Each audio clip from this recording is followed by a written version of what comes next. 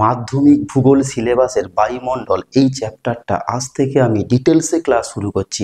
আজ এই প্রথম ক্লাসে বায়ুমণ্ডলের বেসিক কনসেপ্টটাকে আমরা ডিটেলসে জানবো এবং তার সঙ্গে সঙ্গে এখান থেকে যত রকমের প্রশ্নপত্র তোমাদের পরীক্ষায় আসার উপযোগী সমস্ত প্রশ্নপত্র নিয়েই আলোচনা করব।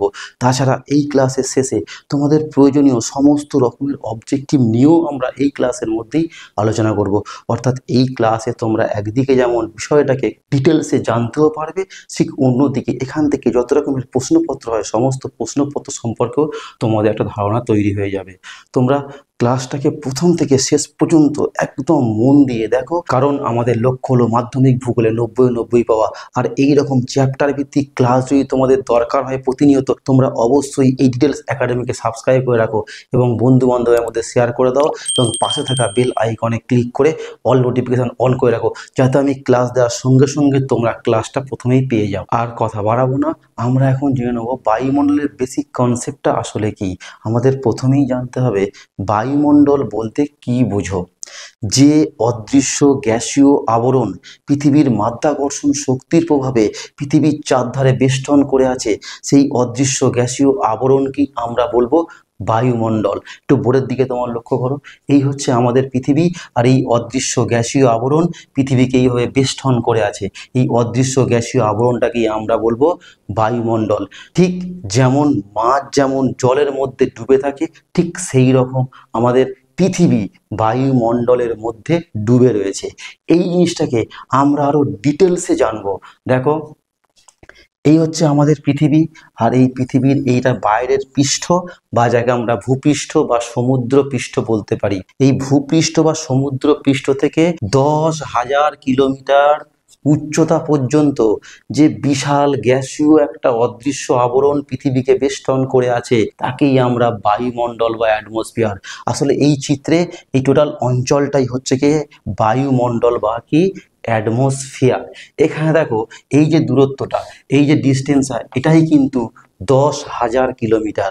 এটাকে আমি এখানে দেখানোর চেষ্টা করেছি। অর্থাৎ এই মুহূর্তে আমাদের চিত্র অনুসারে এই অংশটাই হলো টোটাল বায়ুমণ্ডল। এখান থেকে তোমাদের একটা গুরুত্বপূর্ণ প্রশ্ন হতে পারে যে বায়ুমণ্ডলের সর্বোচ্চ সীমা কত। না, উত্তরটা হবে 10,000 কিলোমিটার। এটা তোমরা খুব ভালো করে মনে রাখবে।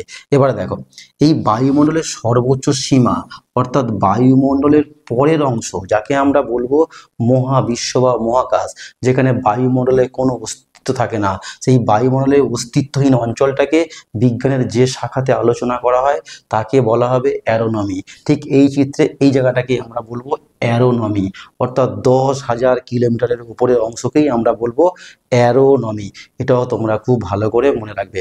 এবারে দেখো, এই যে আমরা বায়ুমণ্ডলটা বললাম, এই বায়ুমণ্ডলের যত রকমের উপাদান আছে, এই উপাদান নিয়ে আমরা নেক্সট ক্লাসে আলোচনা করব। যত রকমের উপাদান আছে, সেই উপাদানগুলোর মধ্যে 97% উপাদান ভূপৃষ্ঠ বা সমুদ্র পৃষ্ঠ থেকে মাত্র 29 কিলোমিটার উচ্চতার মধ্যেই অবস্থান করছে। সেই কারণে এই অঞ্চলটাকে বলা হবে মিটিওরোলজি বা আবহবিদ্যা। তবে কোনো বিজ্ঞানী বলেছেন যে এই উচ্চতাটা 100 কিলোমিটার পর্যন্ত হতে পারে। তোমরা এই দুটো ডিজিটই মনে রাখবে, 29 কিলোমিটারটা মনে রাখবে এবং 100টাও মনে রাখবে, কারণ প্রশ্ন যেমনটা হবে তেমনটা বুঝে উত্তর তোমাদের দিতে হবে। যদিও লাস্টে আমি এরকম কিছু স্যাম্পল তোমাদের দিয়ে দেবো। এই মিটিওরোলজি বা আবহবিদ্যা এই শব্দটা সর্বপ্রথম ব্যবহার করেন অ্যারিস্টটল। তার মিটিওর লজিকা নামক গ্রন্থে তিনি প্রথম এই আবহবিদ্যা শব্দটাকে উপস্থাপন করেন। এখান থেকে তোমরা আরেকটা বিষয় মনে রাখবে যে 0 থেকে অর্থাৎ ভূপৃষ্ঠ থেকে 20 কিলোমিটার উচ্চতা পর্যন্ত আকাশকে আমরা নীল রঙের দেখি। 21 থেকে 80 কিলোমিটার উচ্চতা পর্যন্ত আকাশকে আমরা বাদামি রঙের দেখি। আর 80-র বেশি উচ্চতা বিশিষ্ট আকাশকে আমরা কালো রঙের দেখি। এবারে আমরা জানবো বায়ুমণ্ডলের বৈশিষ্ট্যগুলো। এই সামগ্রিক আলোচনা থেকে আমরা বায়ুমণ্ডলের বেশ কয়েকটা বৈশিষ্ট্য নির্ণয় করতে পারি, সেগুলোকে লক্ষ্য করো। দেখো, 1 নম্বর উচ্চতা। আমরা জানি যে ভূপৃষ্ঠ বা সমুদ্র পৃষ্ঠ থেকে বায়ুমণ্ডলের সর্বোচ্চ উচ্চতা কত? 10,000 কিলোমিটার। এটা একটা বৈশিষ্ট্য। 2 নম্বর কি? মাধ্যাকর্ষণ শক্তি, অর্থাৎ পৃথিবীর মাধ্যাকর্ষণ শক্তির প্রভাবেই কিন্তু বায়ুমণ্ডল পৃথিবীর চারধারে ঘিরে অবস্থান করছে। যদি এই মাধ্যাকর্ষণ শক্তি না থাকতো তাহলে বায়ুমণ্ডল বলে কোনো অস্তিত্ব থাকতো না। এটাও কিন্তু একটা গুরুত্বপূর্ণ বৈশিষ্ট্য। 3 নম্বর কি হবে? পৃথিবীর আবর্তন। আমরা জানি পৃথিবী পশ্চিম থেকে পূর্ব দিকে আবর্তন করে, আর পৃথিবীর আবর্তনের সঙ্গে সঙ্গে বায়ুমণ্ডলও এই পশ্চিম থেকে পূর্ব দিকে পৃথিবীর চারধারে আবর্তিত হয়। এটাও একটা গুরুত্বপূর্ণ বৈশিষ্ট্য। 4 নম্বর কি হবে? বলছে বায়ুমণ্ডলের মোট ভর 9,46,000 কোটি টন। 9,46,000 কোটি টন। এই তথ্যটা তোমরা একটু মনে রাখার চেষ্টা করবে, এখান থেকে তোমাদের অবজেক্টিভ দিতেই পারে। 5 নম্বর কি হবে? এটা আমরা আগেই জেনেছি যে বায়ুমণ্ডলের যত উপাদান আছে সেই উপাদানগুলোর মধ্যে 97% উপাদানই 29 কিলোমিটার উচ্চতার মধ্যেই অবস্থান করছে। আবার কেউ কেউ বলে সেটা 100 কিলোমিটার।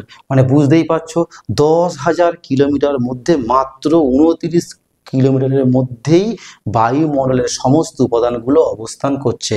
এবার 6 নম্বরটা সব থেকে বেশি ইম্পর্টেন্ট, বলছে উষ্ণতা, ঘনত্ব এবং চাপ। এই তিনটে উপাদানই ভূপৃষ্ঠ থেকে যত উপরের দিকে ওঠা যায় অর্থাৎ উচ্চতা বৃদ্ধির সঙ্গে সঙ্গে হ্রাস পায়। তাহলে যদি প্রশ্ন করা হয় যে উচ্চতা বৃদ্ধির সঙ্গে সঙ্গে বায়ুর ঘনত্বের কি পরিবর্তন হয়, না উত্তর হবে হ্রাস পায়। এবারে আমরা জানবো বায়ুমণ্ডলের বিভিন্ন গুরুত্বগুলো। 1 নম্বর কি? না বায়ুমণ্ডলের বিভিন্ন বায়বীয় উপাদান যেমন কার্বন ডাই অক্সাইড, অক্সিজেন, এগুলোর জন্যই কিন্তু উদ্ভিদ ও প্রাণী অর্থাৎ জীবজগৎ টিকে থাকে বা বেঁচে থাকে। 2 নম্বর কি? সূর্যের ক্ষতিকর রশ্মিকে, অতিবেগুনি রশ্মিকে বায়ুমণ্ডল শোষণ করে আমাদের বিশ্বজগৎকে রক্ষা করে। 3 নম্বর কি? আবহাওয়ার যাবতীয় ঘটনা অর্থাৎ বৃষ্টিপাত, ঘনীভবন, বায়ুপ্রবাহ, আর্দ্রতা, এই সমস্ত কিছু সৃষ্টির পেছনেই কিন্তু এই বায়ুমণ্ডলে দায়ী। এরই গুরুত্ব সব থেকে বেশি। এখান থেকে যদি আমাদের একটা প্রশ্ন করা হয় যে বায়ুমণ্ডল যদি না থাকতো তাহলে কি হতো? এগুলোই হতো। তাহলে আমাদের পৃথিবীতে উদ্ভিদ এবং প্রাণী কেউ থাকতো না, কারণ অক্সিজেন, CO2 এরা কেউ থাকতো না।